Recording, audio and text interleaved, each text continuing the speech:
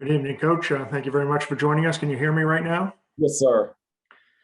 All right, we'll go ahead and get started with our press conference. I will kind of coordinate things, and I'll be the one asking the questions from our chat.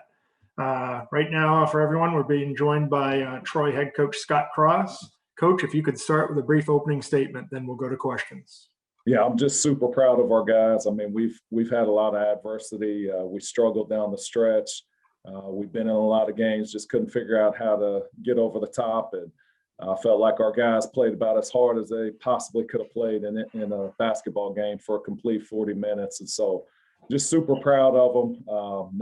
They deserve this because they've worked hard. We've been going since July 20th. It's definitely one of the hardest working group of guys that I've had. They're in the gym all the time. Unfortunately, we just hadn't seen the results shooting wise. And today, our guys finally got their confidence and the ball started going in. And so it was a great time for that to happen. And again, we ask the media, if you're going to have any questions, please send them via direct message in the chat function on Zoom.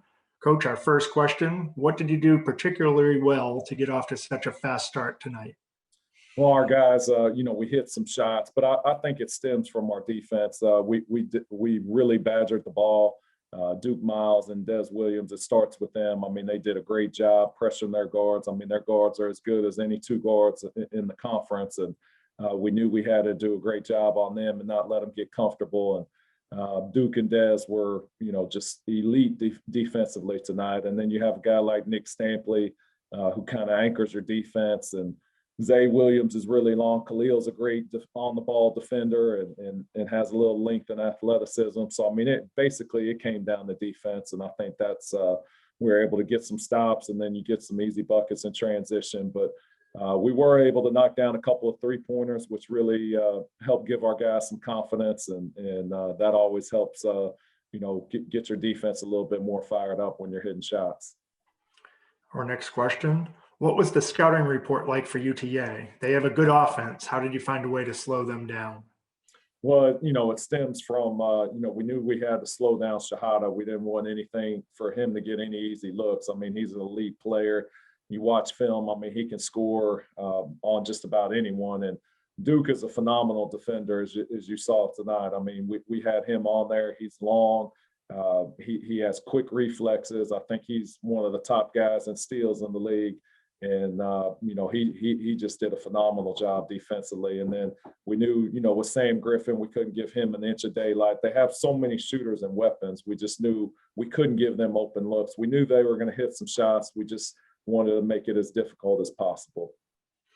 Was this win extra meaningful for you tonight? Well, I mean, it being in the conference tournament and, the fact that we've lost some games, yeah, it was definitely extra meaningful for those reasons. And we get to continue to play. I don't get into the past. Every game is just as important and we treat all of them the same. And so, this was just a game, unfortunately it was the matchup in the first round, but I'm just thankful our guys played really, really hard and played their best basketball here in March. You were up 17 at the 12-minute media timeout. Then they had two straight three-point plays, but you called a timeout. What did you say at that point to your team? I think I told them, just to settle down. We work on drills against pressure all the time where we're at a disadvantage. And so, it's called pressure cookers. And I told our guys, just to relax, that treat it like pressure cookers. You got to help your teammates out. You got to meet the ball. You got to be strong with it. I mean, they were trapping us all over the place. Credit to them. They didn't stop playing. They played hard. And, luckily we hit some free throws down the stretch. I screwed us up a little bit by getting that technical, but our guys were able to overcome it and finish it off. What was your pregame message to the team? The way you played looked like a top seed. How did you get everyone to buy in? Well, I decided we listened to a little mental training. I had this, it's kind of like a beat where a guy's talking over it to try and get their mind right. And so we did a little bit of that. And then I put on their favorite song. So we turned the speaker up way loud. And I wanted the guys to be loose. I knew if we were tight, it was going to be tough for us to hit shots. And so, the guys were a little bit shocked that I had that on my phone. And so hopefully that loosened them up, and we'll continue to do that tomorrow as well.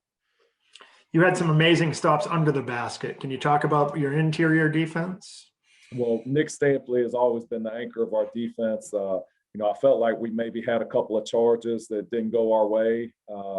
Does such a good job of reading where the offensive player is going and sliding in front and getting his feet set. And then he also has the ability, if they kick it out, to fly out there and get his hands up and not foul them. And then Zay Williams is also a very good defender. He's 6'9". He's not as physically strong as some of the posts in the league, but he's really, really intelligent. He knows how to move. He's got great feet. And then obviously with 6'9" and a long wingspan, he does a great job defensively. And both those guys, we can switch ball screens. They're quick enough that they can stay in front of guards.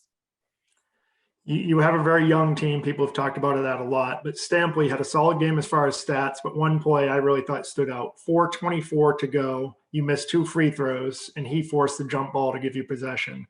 Is that what you need a senior to do with a young team? Absolutely. I mean, Stamp's a junkyard dog. It's hard sometimes in those pressure situations, but it's not hard to play great defense. It's not hard to get loose balls. You just have to want it more. And Stamp's always been that guy for us. He sets the tone. You could see it, throughout the game. He's slapping the floor, ready to play defense. I mean, he's the ultimate OKGR kind of guy. And, I'm just super thankful that he's on our side. I'd hate to play against him. One more question for you. How do you manage the team's emotions after a big win, considering you have another big game coming up tomorrow against Coastal? Well, we're just going to try and get them back hydrated, get some rest. We'll have a similar routine that we had today. We want to keep everything as similar as possible. We know Coastal as well as any team in the league. We hadn't been able to finish them off. In each of the games, I think we had an opportunity to win. They're a great basketball team, have great guard play. They've really hurt us inside with Mustafa is really, really hurt us with his offensive rebounding and finishing around the basket. But we didn't hit any shots in our last game. We shot the ball as poorly as I think we could have. So it'll be interesting to see, if the shots continue to fall, then they'll have to make some adjustments defensively tomorrow. Thank you very much for the time, Coach. We will see you tomorrow, and I think we're moving on to some players now. Thank you. Thank you. Thank you, Coach. Thank you.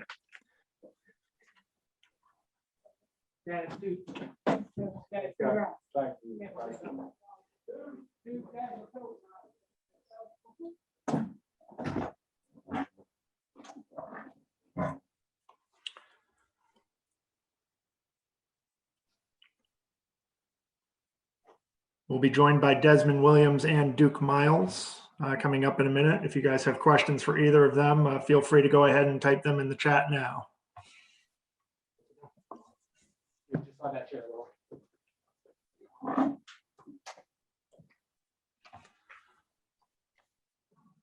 Welcome, gentlemen. Thank you for joining us tonight. Congratulations on the win. Thank you. We're going to go right into some questions for you all. The first question that we have is for both of you. Was this tournament a chance to kind of forget the regular season and relax and just play basketball? Duke, if you'd like to start. Yes, it was just a rebuild, thing. We came in here with a different mindset, looking at everybody 0-0. So we came in here with a grit on our shoulder and play with toughness. And Desmond, any thoughts on that? Yes, sir. I took it as an opportunity, for our team to come in here and kind of redeem ourselves and play hard and get a W. Everybody's been talking about how young your team is and all. At this point in the season, you've gone through a whole season. You've gone through all of the challenges of COVID. Do you guys consider yourselves young? I guess we'll start with you on Duke as well. Yes, we still have a lot to learn, but as the season go past, I feel like it don't matter if you're young or old. If you work together and play hard, it doesn't matter. And Desmond? I feel the same way. We are a young team, but the thing about us is we play together and we like brothers. And I feel like that translates to the court and help us win games. The next question again for both of you. You came in as major underdogs. Is that a role your team embraces? Desmond, we'll let you start on this. Yes, we do embrace the underdog because it kind of helps us play harder. play with a chip on our back. They count us out.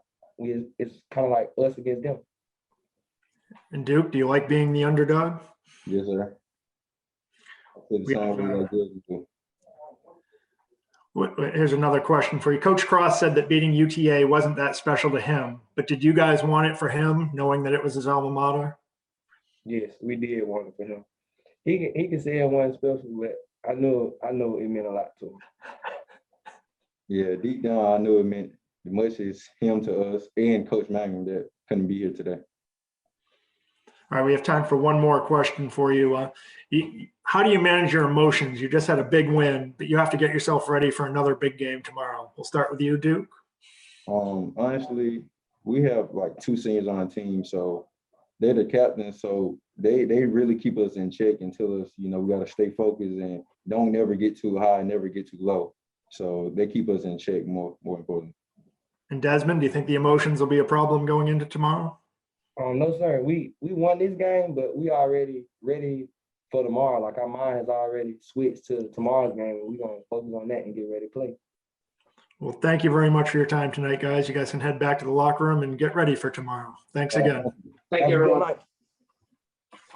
Congrats, guys. Thank you. Good job. Good play. Thank you. Yes, See you guys tomorrow. absolutely. Have a good night. You as well. Thanks. Appreciate it.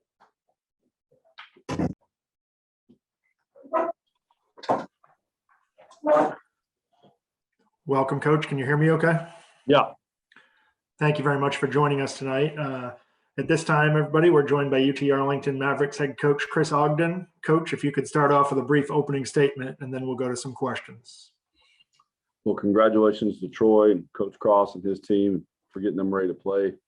I thought they played really hard, really well, and really punched us in the mouth early, and we didn't respond well. Give them credit. Congratulations to them, and we've got to get better. We've got to get better as a program. Thank you. We'll now go to questions. And for the media, again, use the direct message function to send the questions to the moderator, and we will get the questions in. Our first question is, how challenging can opening games and tournaments be? Well, they're the hardest ones, right?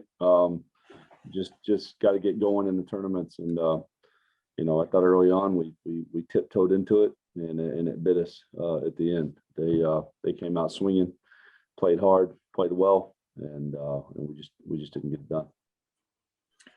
The next question is, did this game show how strong the Sun Belt is this year? Troy may have been